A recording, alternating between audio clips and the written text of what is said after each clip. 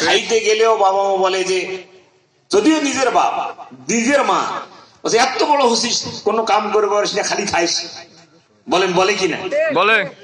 যদি কোনো কারণে বেকায়দা করে বিয়ে করে ফেলে, রাত্রেবেলা বউয়ের কাছে গেলে বলে, খাবার দিয়ে পারিস না, ফের বিয়েও করছিস কেন?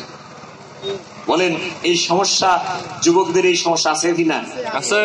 সুতরাং এই জন্য ডাক্তার শফিকুল ইসলাম সাহেব বলেছেন যে আমরা যদি রাষ্ট্র ক্ষমতায় যাই, তাহলে আমরা আমাদের দলের এমপিরা বাড়ি গাড়ি নেবে না। বাড়ি গাড়ি নেবে না কেন? যে টাকা সাশ্রয় করতে হবে, দুর্নীতি বন্ধ করা। যদি দুর্নীতি বন্ধ হয়, তাহলে বাংলাদেশের মোট বাজেটের 1/3 টাকা সাশ্রয় হবে।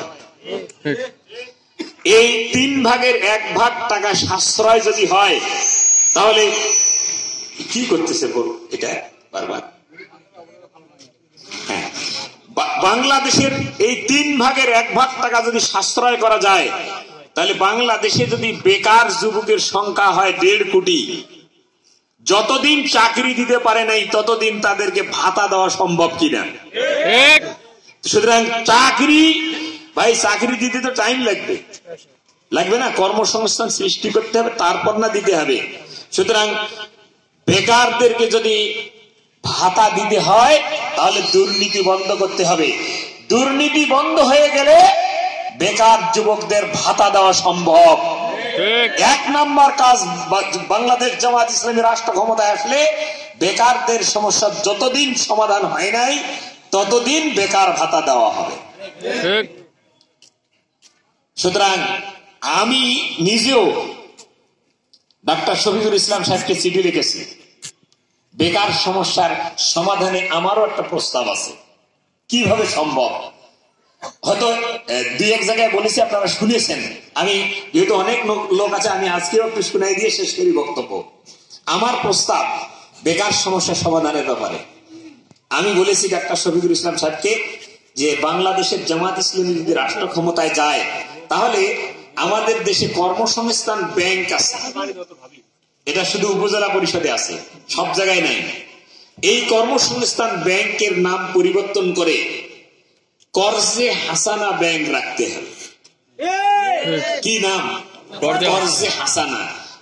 এটা কর্জে হাসানা মানে যে টাকা নিবে ওই টাকায় শোধ করবে, এটার নাম কর্জে হাসানা। আর এই ব্যাংকটা হবে বেকারদের জন্য, যারা কমপক্ষে ডিগ্রি পাস করে বা ডিগ্রি থেকে উপরে পাস করেছে, তাদের জন্য। কি করবে এই ব্যাংক?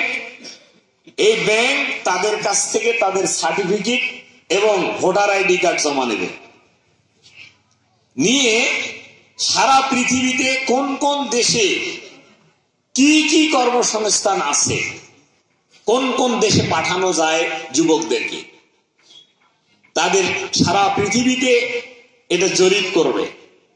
আমার বিশ্বাস যে যদি উপযুক্ত ট্রেনিং দিয়ে আমাদের সন্তানদেরকে বিদেশে পাঠানো যায়, তাহলে এই খুব সহজেই বাংলাদেশ থেকে 1-1.5-2 কোটি লোক পাঠানো সম্ভব।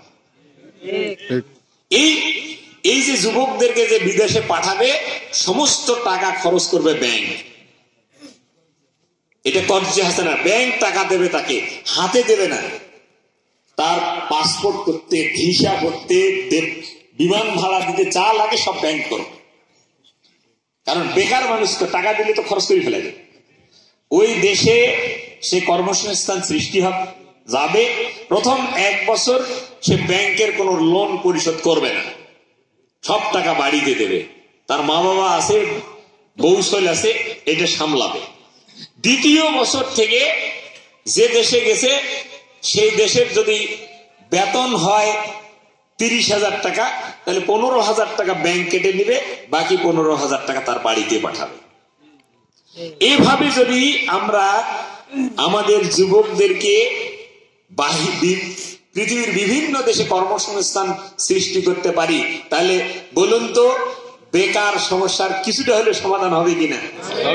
এই প্রস্তাবগুলো আমি ডাক্তার শফিকুল ইসলাম সাহেবকে দিয়েছি। তিনি এই কাজটাকে সফল করার জন্য ইতিমধ্যেই বাংলা